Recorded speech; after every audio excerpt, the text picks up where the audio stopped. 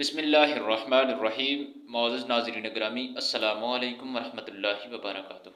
آج کی اس ویڈیو کے اندر ہم آپ کو بتائیں گے نماز پڑھنے کے فائدے، اس کی فضیلت، اس کی اہمیت اور اس کی برکات۔ نماز پڑھنے سے روزی میں برکت ہوتی ہے۔ پھر اس کا مطلب یہ ہے کہ جب وقت نماز کا ہو جائے تو گاہک جتنے مرضی ہوں دکان بند کر دینی چاہیے، پھر نماز پڑھنی چاہیے، کیونکہ روزی تو اللہ نے دینی ہے، بندوں نے تو دینی نہیں ہے۔ تو سب سے پہلے ضروری ہے مضبوطی ایمان، توکل اللہ پر توکل، اللہ پر بھروسہ۔ آپ کبھی میدان کربلا کا پورا نقشہ اپنے سامنے رکھیں نا، وہ نقشہ دو چیزیں ظاہر کرتا ہے۔ امام حسین کو نظر آ رہا ہے اب شہادت ہو جائے گی، اتنی بڑی فوج ہے، خدا کی حکمت کے تقاضے سمجھ میں آ رہے ہیں، حالات کیا ہیں سمجھ آ رہی ہے، مگر ایک لمحے کے لیے بھی ان کا توکل، اللہ پر توکل ان کا کمزور نہیں ہو رہا۔ اپنے رب پر مضبوط بھروسہ ہے۔ حضرت فاطمہ الزہرا سیدہ طاہرہ اونٹ کے بالوں کی بنی ہوئی چادر اوڑھ کر چکی پیس رہی ہیں۔ آج کے دور میں کون پیمند والے کپڑے پہنتا ہے؟ لوگ روتے ہیں کہ غریب بہت ہیں، ہمارے حالات اچھے نہیں ہیں، ہم بہت غریب ہیں۔ ابھی آج کے دور میں ایسے لوگ بھی موجود ہیں جن کا جوتا اگر پھٹ جائے تو وہ اس کو سلاتے نہیں ہیں، اپنا نیا جوتا لے لیتے ہیں۔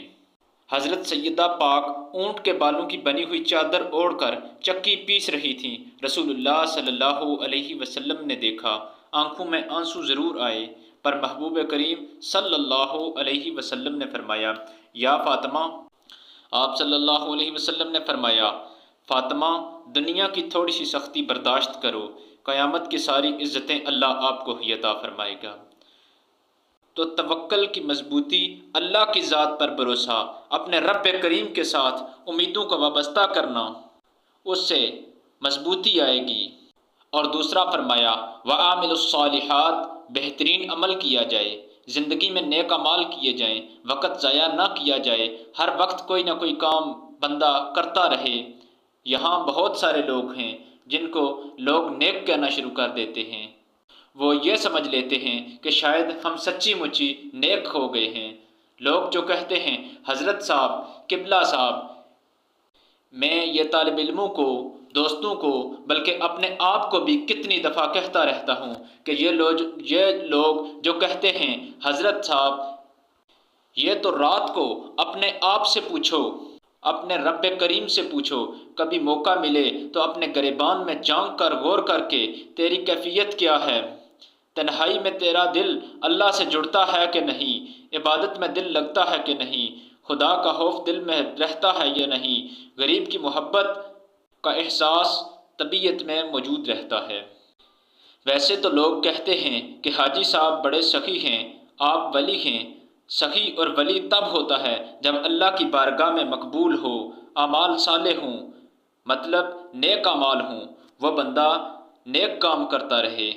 نبی کریم صلی اللہ علیہ وسلم نے فرمایا، نیکی کو کبھی حقیر نہیں سمجھنا، کبھی حقارت سے نیکی نہیں کرنی، یہ نیکی چھوٹی ہے، اس کو کروں یا نہ کروں۔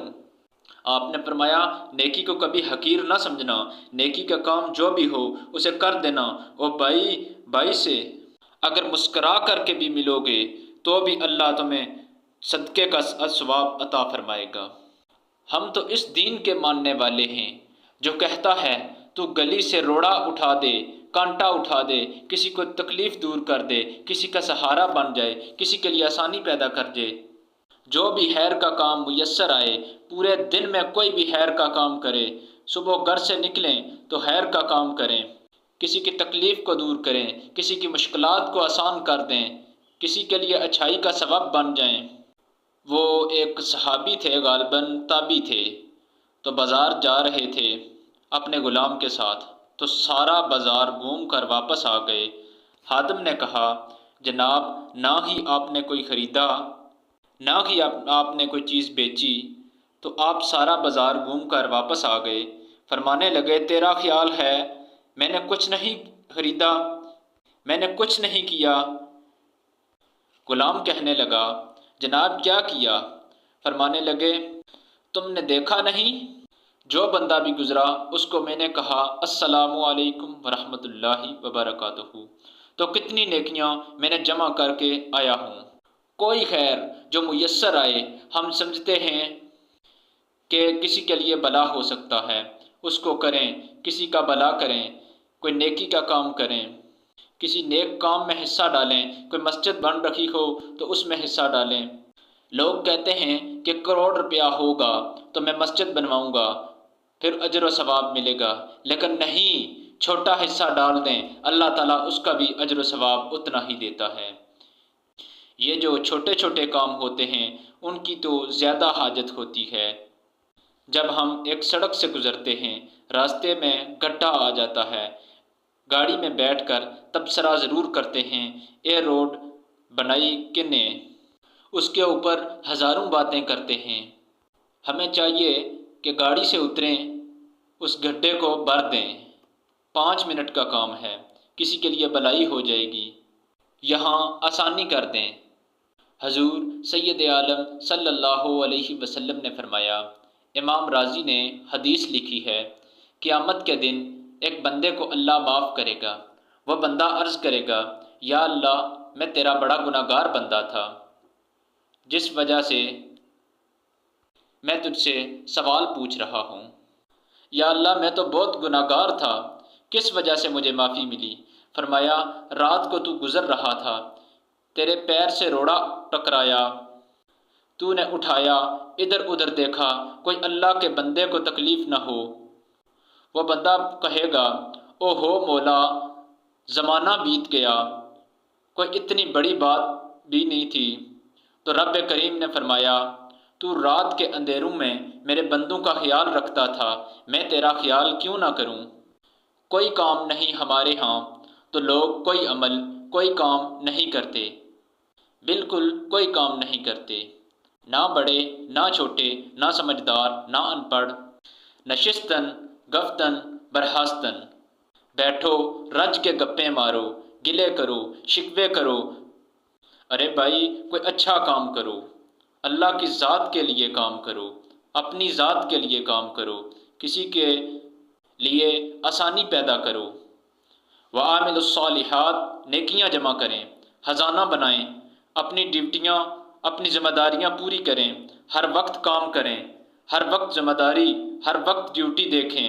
امام حسن اور حسین رضی اللہ تعالی عنہ ان کی زندگی کا مطالعہ کریں۔ فرض نماز کے علاوہ 100 رکعت نماز نفل روز پڑھنی ہے، پتہ کرنا غریب کہاں ہے، ان کا کیسا حال ہے، ان کا خیال کرنا ہے، ان کو صرف پیسے نہیں دینے، ہمارے لوگ پیسے ضرور دیتے ہیں مگر عزت نہیں دیتے، ان کو 4 پیسے کی مدد ضرور کر دیتے ہیں مگر عزت نفس کا خیال نہیں رکھتے۔ امام زین العابدین رضی اللہ فرماتے ہیں ایک جگہ سے گزر رہے تھے، آپ دیکھیں امام غزالی حدیث لائے کہ بندہ اور کچھ نہ کرے، کسی مومن کا دل راضی کر دے تو اللہ تعالیٰ 60 سال کی نفلی عبادت کا ثواب عطا فرماتا ہے۔ دل بدستہ آور کے حج اکبر است، از ہزاراں کعبہ کے یک دل بہتر است۔ کسی کا دل خوش کر دیں، نہ اس کو راحت کر دیں، اس کے لیے قرار پیدا کر دیں، اس کے لیے ایسا سبب پیدا کر دینا جس سے اس کا دل خوش ہو جائے، اس کو مطمئن کر دیا جائے، یہ بہت بڑا اجر و ثواب ہے۔ آپ دیکھیں ہمارے جو سرکاری ملازمین ہوتے ہیں، سرکاری ڈیوٹیوں والے، ان کے لہجے میں تلخی ہوتی ہے، یہ اگر صرف پیار کرنے لگ جائیں، یعنی کچھ میڈیکل سے وابستہ لوگ، میں ان سے کہوں گا کہ شفا تو اللہ نے دینی ہے، چلو تم دوائی تو خوش ہو کے دے دو، تم آنے والے کی بات کو توجہ سے سنو۔ وہ بیچارہ اپنی بات، ایک بزرگ تھے، تعویذ لکھا کرتے تھے، بڑے عالم تھے، کچھ علماء نے ان کو بارے میں حفقی کی، وہ تعویذ لکھا کرتے تھے، اس بارے میں حفقی کرتے رہتے تھے کہ وہ تعویذ لکھتے ہیں، وہ کوئی کتاب لکھا کریں، اور پھر لوگوں نے کمائی کرنی ہوتی ہے وہ مفت تعویذ دیا کرتے تھے۔ لوگوں کی اتنی لمبی لائن لگی رہتی تھی کہ پورا دن گزر جاتا تھا، اپنی ڈیوٹی سمجھتے بیٹھے رہتے تھے اور تعویذ لکھتے رہتے تھے۔ ایک عالم صاحب نے ان سے گزارش کی، آپ بڑے اولیاء ہیں، عالم ہیں، جن لوگوں کو اللہ نے رسوخ فی العلم عطا کیا ہوتا ہے ان میں سے ہیں آپ اللہ نے آپ کو پختگی دی ہے، علم شعور دیا ہے اور سارا دن تعویذ لکھتے رہتے ہیں۔ انہوں نے فرمایا، یار میں تعویذ نہیں لکھتا، اصل مسئلہ یہ ہے کہ جو تعویذ لینے آتا ہے وہ اپنا دکھ سناتا ہے، تو میں تعویذ نہیں لکھتا، بس لوگوں کے کلیجے ٹھنڈا کرتا ہوں۔ آج کے اس دور میں بچوں کے پاس اتنا ٹائم نہیں کہ وہ اپنے والدین کا دکھ سنیں، لوگوں کا دکھ سنیں۔ والدین کہتے ہیں کہ ہمارے پاس بھی بیٹھا کرو، لیکن موبائل سے فرصت ہی نہیں ملتی کہ والدین کو ٹائم دیں۔ ہم الجھ گئے ہیں۔ یہ تمام چیزیں انسان کو نفسیاتی طور پر کمزور کر گئی ہیں، لوگوں کے حافظے کمزور ہو گئے ہیں، لوگ الجھ چکے ہیں، ان کو پتہ نہیں کہ رات کو میں نے کیا کہا تھا، ابھی میں نے کیا بات کرنی ہے۔